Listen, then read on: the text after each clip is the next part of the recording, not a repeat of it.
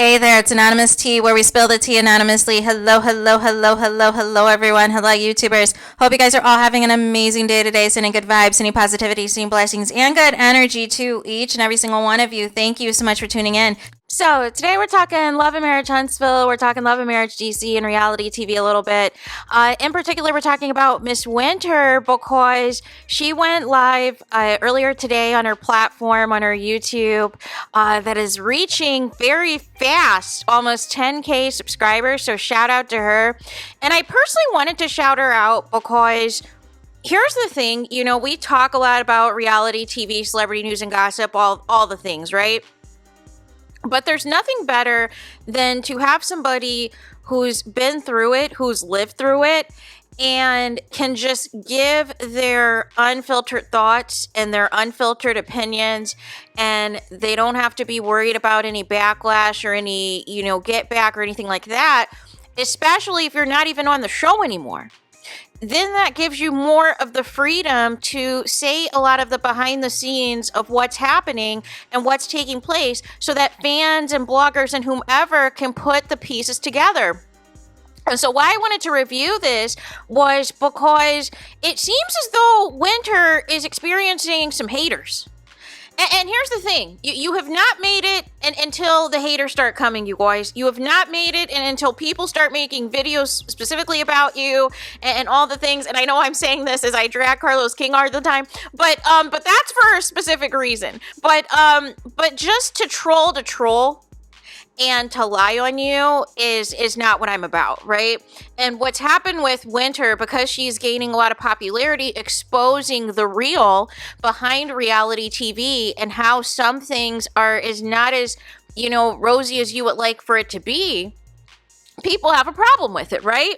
But not only that, people have a problem if you are not supporting or defending or covering up for your faves. If you formed your own opinion on certain reality stars from these shows, and Winter comes in and puts the whole kibosh on it and lets you know that your fave is not that girl, your fave is not the it girl that you think she is, you get in your feelings, and then you want to come to her page and troll instead of listening like an adult and listening to why she feels the way that she feels. For her, it's not personal. There's no dog in this fight. These were, at one point in time, her colleagues and all of the things, but she has been through the trenches. She knows exactly what she's talking about. So if you don't like what she said, okay, fine. But coming over to troll and try to lie on her and call her a clout chaser for what? Like she said in her video, you're benefiting as well. You're benefiting. You're getting your bills paid. Not pills. You're getting your bills paid. You're getting your little YouTube check as well by talking about her.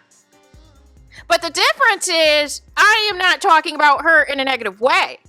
I'm not trolling her. I'm not dragging her. I am reacting to the commentary and the good information she provided, which I hope she primarily keeps on YouTube. I know she keeps saying she might go to Patreon or members only or what have you, but I feel like there's a way she can still spill the tea and that she can still tell, the masses, the real and reality TV and not have to worry. It's just ways you have to go around it. Just as you're understanding there's certain things you can't say on YouTube, but there's words, there's ways you can work around it, right? There's alternatives that you can say around it that people understand what you're talking about. And I think once Winter figures that piece out, I think she's golden, right? Because it's like she always dives into a lot of tea and then she holds back just when we're about to get to the climax. And I was like, no! I was like, this is the tea that I wanted, right? So she reacts because people are mad at her on her stance on the girls trip episode of Love and Marriage Huntsville, right? And basically, she's saying, hey, I see Shanita's come out to defend herself. I've seen Mel's done some lives. I've seen as well that Destiny is doing all types of things. And she said, while she sees the increase in support for Destiny, right, where she sees that there's a certain push amongst a few people to try to make Destiny happen, it doesn't overshadow the overwhelming support for Melody Cherie. And, initially there might be props, there might be people trying to hype up Destiny because they went against Mel, who they don't like, and all these things. But in the long run, it's not going to end well. And that's all we're trying to say, you guys. You guys get so mad. You take everything so personal.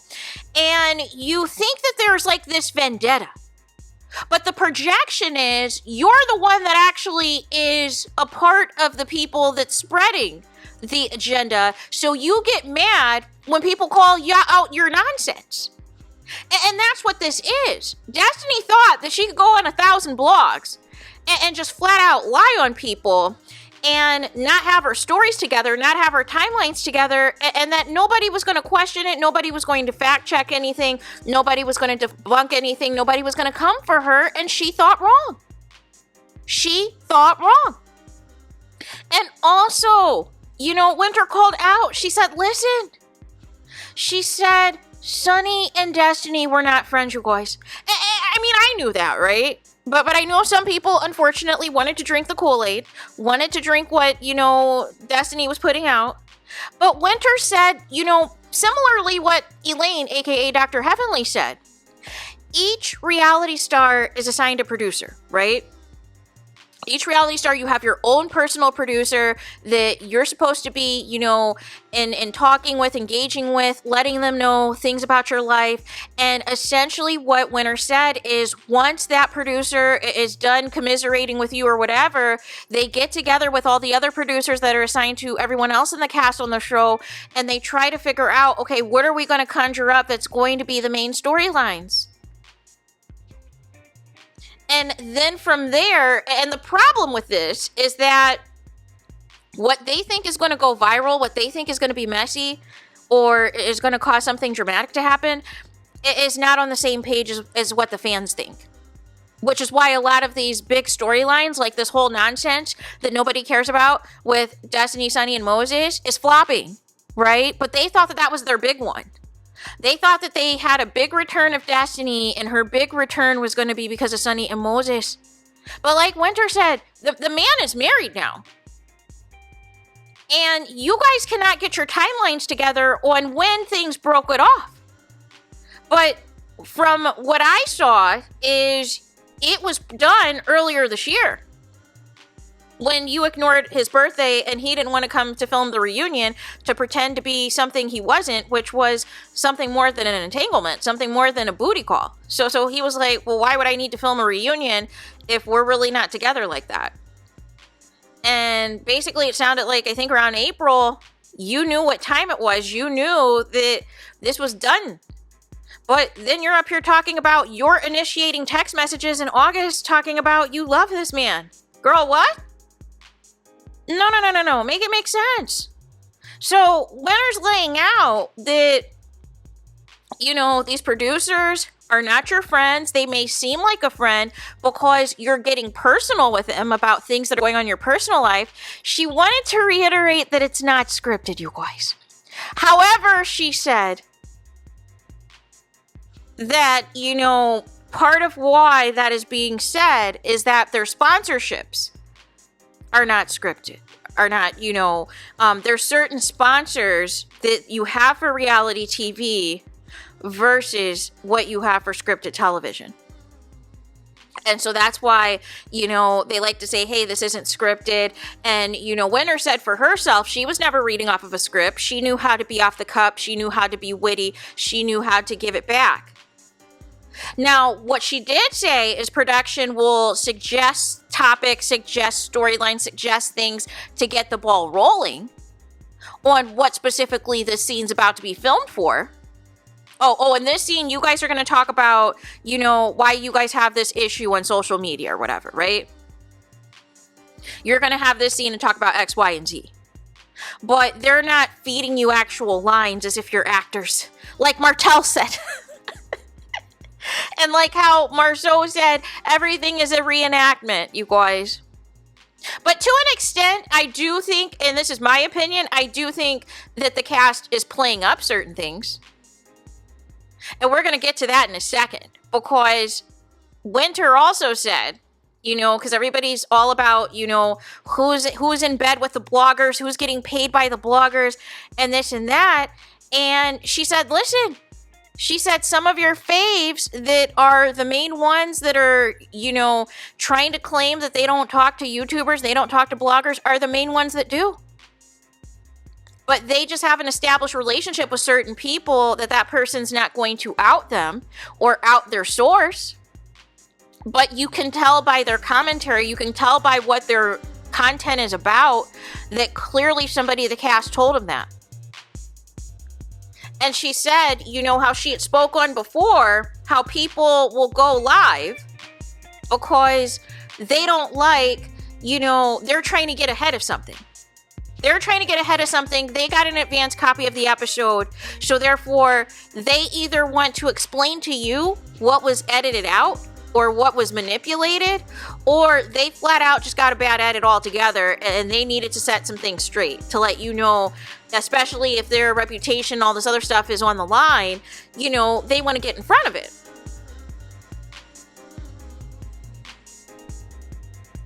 So she broke that down, I felt, really well on the relationship of production and how each person has their own production person in the cast, and then everything comes together and they try to sort things out. And then I think there were people that were asking questions in the chat, like for instance in Love and Marriage Huntsville, why wasn't Kimmy's cancer storyline, featured more, or why did they turn it into what they turned it into? And what Winter said was that a lot of people, and this is the part sometimes I think people take for granted, there's a lot of footage that this cast films, right? But it's up to production to quote unquote Carlos King edit what you want to make the show, what you want to be the focal point of that person's storyline. And if you, for instance, in the instance of Kimmy's cancer storyline, let's say she actually genuinely did, from a nursing perspective, from a whole perspective, really going through her entire cancer journey. And let's say production found it boring.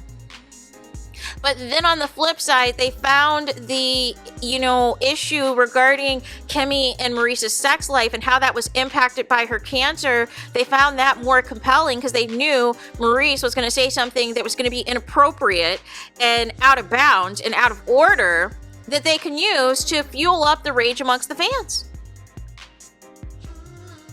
And the other piece is, Winter also had spoke on the fact that, all of this, anti-Mel stuff, she wanted to challenge Mel to leave the show for a season. She said that she's seen enough of this girls' trip to know that if they tried to move on from the show without Mel, that there is not going to be a show to move on to. She said every show has that one reality star that the show cannot move forward without. And Mel is that for Love and Marriage Huntsville. Whether you like her or dislike her, it is without a shadow of a doubt, these people are not going to have anything to do or talk about if Mel's not there. And if they try to talk about her and she's no longer on the show, it's going to look even more embarrassing. You might as well just not even, you might as well have her there if you're going to do all that, right? So I thought that was, poignant. And again, I don't, this isn't coming from, I don't feel that Winter's a biased person. I feel that she's a fair person. I feel like she's somebody who has seen enough in reality TV to where she can look at a show and tell you right then and there, oh, this is scripted. Or, well, oh, no. Let me rephrase. They rearranged some facial expressions to this scene that's not really the true scene. They edited out portions of this conversation to paint a certain person as the villain and the other person as the angel, even though it could be the complete opposite in real life. This person is being gaslit. However, this person's going to be protected because they're the instigator. Which brings me to Stormy, right? So, Winter brought up a point as well that, for some of these people that they may be filming, but we see nothing on the TV, that more than likely they're a production pet, more than likely they're willing to instigate and start drama, right? Which we're seeing Stormy basically be a bone collector for this season. And she said in exchange for this, In exchange for being a bone collector, in exchange for inserting yourself into other people's drama and instigating drama amongst them, you're likely to get a favorable edit, or the real tea on your life is not going to be out there. Shout out to the Scots 1.0 and 2.0, right? Because that's how it's been for several seasons, right? As long as you hide behind the Mel and Tell drama, you get a pass. And as long as you pretend to act like a viewer giving commentary on their drama, your tea gets a pass. But the other piece to this that Winter said that I kind of felt was a bombshell to me. She said, everybody is always focused in on who's in bed with the bloggers, who's paying the bloggers to say what, to say this, to say that. And she said the best way to get your own story out there is to do interviews. But by feeding information to the bloggers is messy, especially if it's misinformation to the bloggers, because you want that information out there that you know is fake news to make yourself look better, or employ a family member, shout out to Fonnie on Hook, to put out a certain narrative, a certain lie to make your daughter look better, or to make yourself look better, or to slander somebody else to feel good about yourself. And then it backfires. It always backfires because it never makes any sense. And the thing is, you never have receipts. Say what you want about Mel, whether you like or dislike her, she is going to pull out the receipts. The receipts will receipt when it is time, if you keep playing with her. But the most explosive thing, and then she also had mentioned that Love and Marriage Huntsville, she kind of did like a tier thing, because she said that basically even with this girls trip, it still didn't really move the ratings. Remember, I did a video, basically said the ratings only went up 25,000. That's really nothing in the grand scheme of things. And like I said, it basically bottomed out. It went back to breaking even because it was only 1,000 more viewers, or no, 1,000 less viewers than the season premiere. The season premiere only had 278,000, and this had 277,000, so it basically broke even, right? It hit the average, right? She said the only people who really might be making money is Love and Marriage Huntsville. Everyone else is not. And she said that, you know, the fans and the bloggers are tired of the same old with this reality shows, right? And she put, you know, Love and Marriage Huntsville at the top tier. She put Love and Marriage DC under it. She put Love and Marriage Detroit way under it. And then said somewhere sandwiched under that is, you know, the Houston show. The Family Empire Houston show, which people are saying is good, but we still can't find the ratings for it. Unless it's not even high enough to even register. But this is a problem when you have a pattern of destroying reality TV shows instead of putting in the money and enriching the shows. And so she confirmed, of course, that a lot of times production will make more than the talent, will make more than the reality stars. And, you know, then I think somebody made a comment about leaking storylines. And so this is where it gets juicy, you guys. But I kind of suspected this. And Carlos King kind of, you know, let this out of the bag by deciding to have a messy Mondays, but by deciding to have a podcast and all these things. But she said, listen, everybody thinks that it is cast members who are leaking stories, right? And she felt that for her, you know, they're not leaking stories. They're trying to defend themselves if there's an episode of them coming up that they know they're going to look bad. Or they want to provide additional context to a scene that maybe the fans aren't going to see. So that way they can have a better picture. But she said it's actually production. It's actually production that is leaking storylines, you guys. It is actually production, it is actually producers that are leaking storylines, either A, to get you interested in the show to watch, to tune in, to get those ratings up, or because they have their own agenda of who they want to push as the star and who they want to push as a villain, right? Which we see clear as day every Monday on Messy Mondays with Carlos King and Dr. Heavenly. It's like plain as day. And even Carlos himself has talked about upcoming episodes, right? And really tried to hype up. Remember at the beginning, he really tried to hype up there was going to be some big reveal about Trisha that flopped, by the way, that nobody cared about, by the way, because it didn't give what you thought it was going to give. It gave absolutely embarrassing. So nonetheless, pack it up, return to sender. We don't want it again. But, you know, It makes sense that production does this. It makes total sense that production is behind the alleged leaks. Because here's the thing, because I started to notice this happening on Real Housewives of Atlanta, right? Which I felt that it was even cheap for them to do, was they were trying to gain interest onto the show, right? But the time that it was so blatant was the season with Bolo the stripper, right? Where it was just like the blogs were everywhere. They were like, who slept with Bolo? Who had a threesome? Who did XYZ? And da-da-da-da-da. And it gave me no interest in the season, you guys. Literally, I think the only episodes I watched all the way through that season were the Bolo episodes, because I wanted to see, okay, what was the hype? What was the whole thing that all of this had to go viral on the blogs? And I kind of was just left like, okay, I need more. You guys obviously had to clean this up, but it didn't, it wasn't this big scandal that you wanted it to be.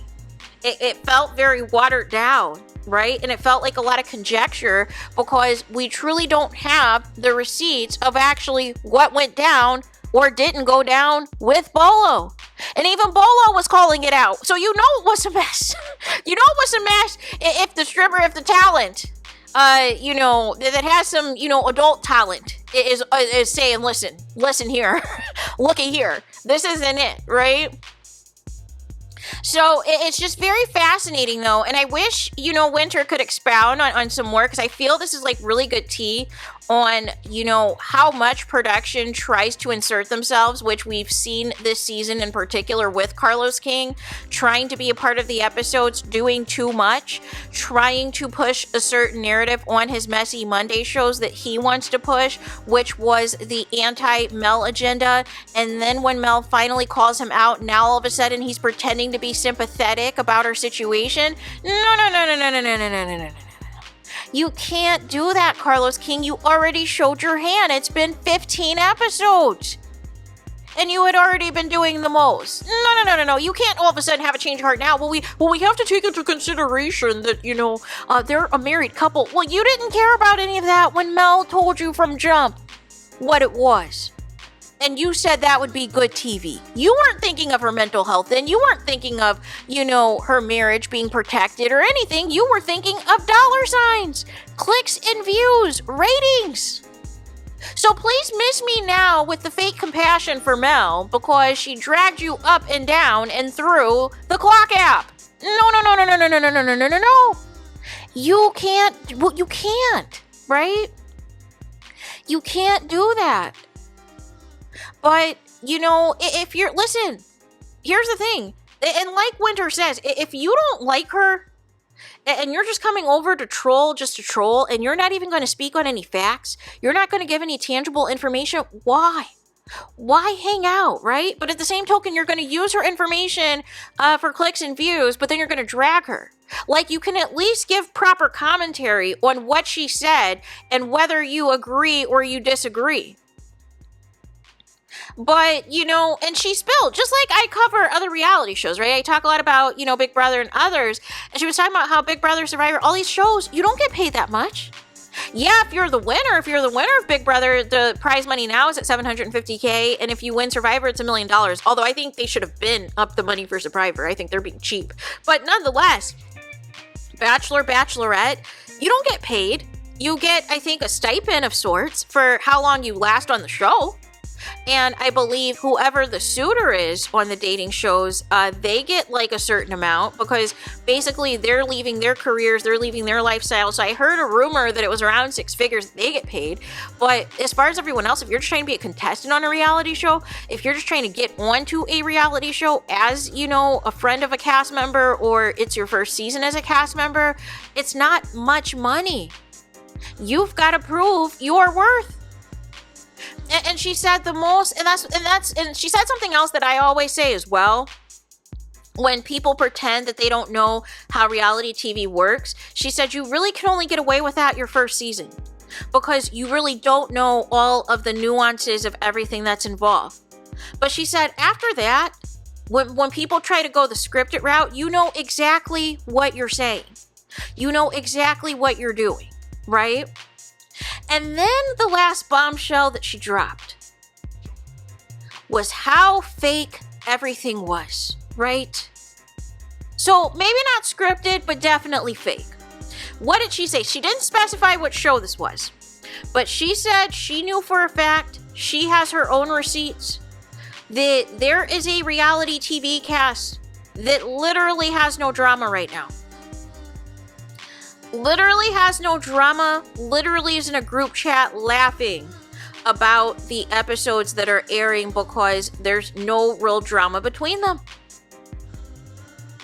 But for the purposes of the show, they have to play up that there's drama. They have to play up that there's an issue, right?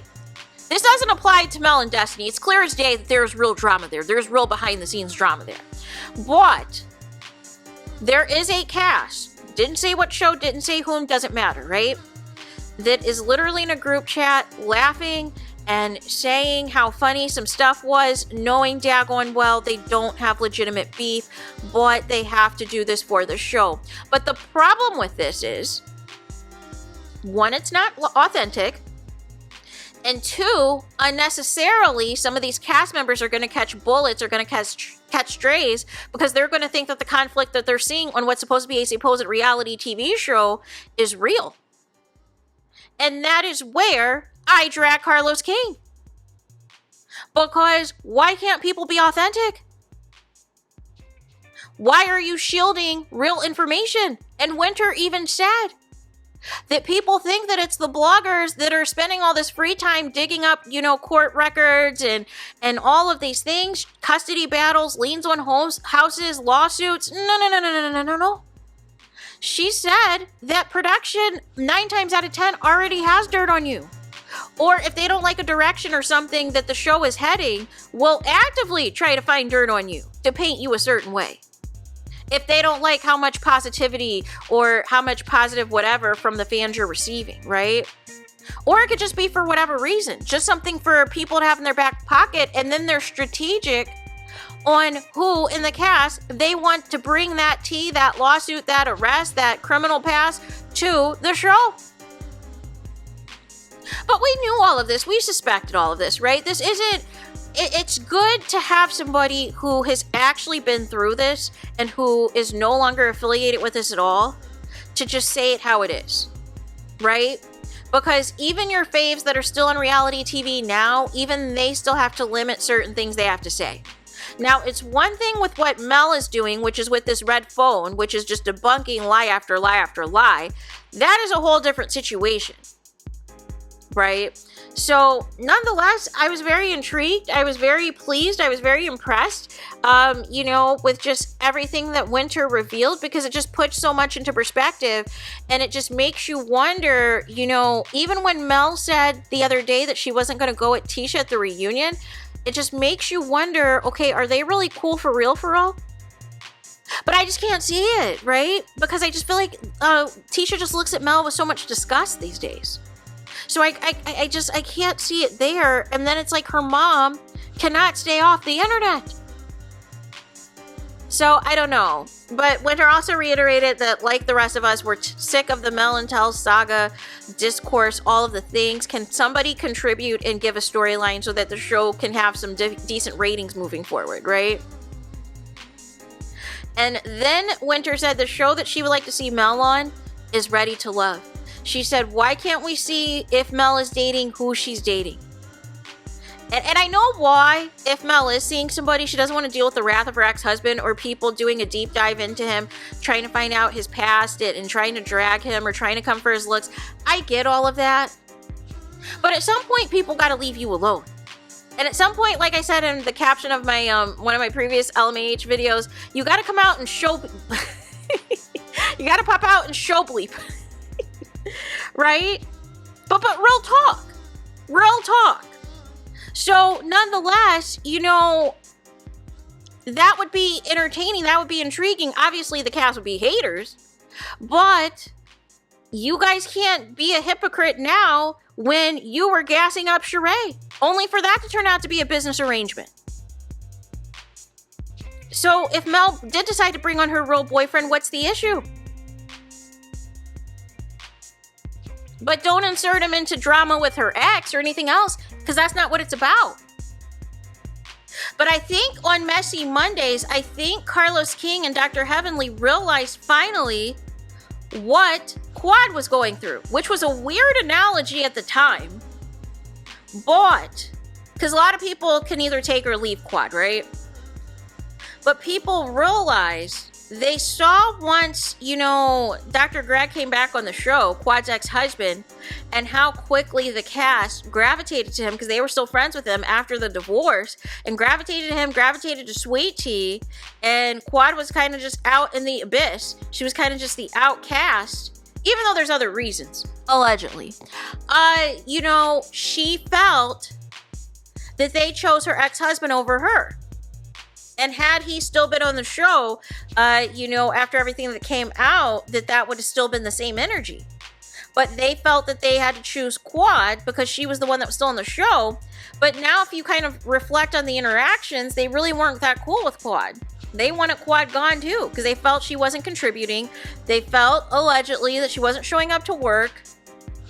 She wasn't there at her, you know, specified call time and all these things. But now she's got a man. Now she's got a man that's filming. So perhaps we might see a different Quad. I don't know. We'll stay tuned. But there is that. Let me know your guys' thoughts in the comments. Please do not forget to like, comment, and subscribe. Hit the notification bell so you're notified the moment I post new content on my channel. And with that being said, I'll talk to you guys again very soon.